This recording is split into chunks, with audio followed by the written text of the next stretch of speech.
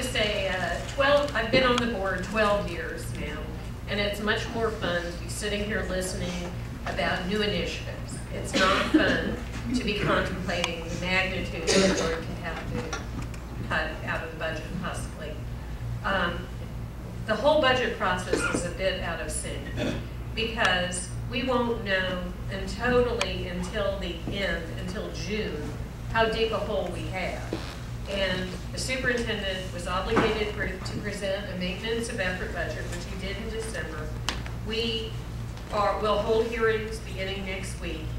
We will take action in February. 20 years ago, I was a PTA president, and I sat in this room and listened to similar times, doom and gloom. And the Board of Education had to make tough decisions. Employees went out without raises, class sizes rose, programs disappeared. Class size has taken us a long time to get back into a manageable size, even though we raised it this year. I would encourage you all, when you come before us, if you're advocating, please add more guidance counselors.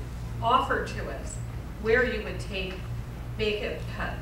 Because when the board takes action in February, by practice, at that very early stage, for every increase a board member suggests, they have to offer an offsetting cut. But whatever we do in February is a long ways from what we will actually take action on in June. And none of us want to do this, and we will try to make the best of a bad situation.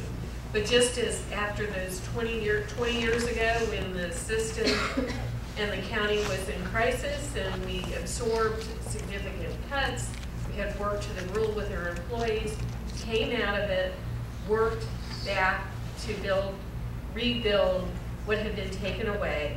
And I'm optimistic that at some point, although not within the next 2 years, that we will be back to adding new initiatives and decreasing class size. We just have to get through these tough times now. Dr. Duke.